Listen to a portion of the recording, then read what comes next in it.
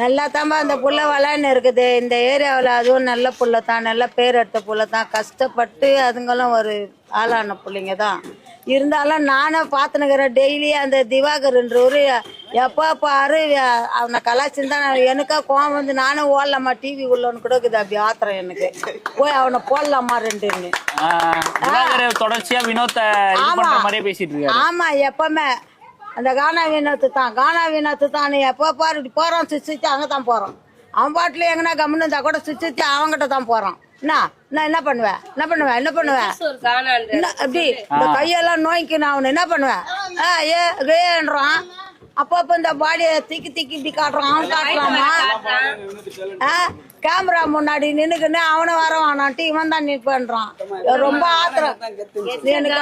ஆத்திரமா வந்துச்சு பாரு அவனை பாக்குறதுக்கு எனக்கு. ஆனா கண்டிப்பா அந்த விஜய் சேதுபதி கிட்ட சார்கிட்ட நான் பேசுவேன். நான் சார் இந்த பையன் இந்த ஆளு ரொம்ப பண்றாங்க வினோத்தன். அதே மாதிரி எச்சகானான்ற மாதிரி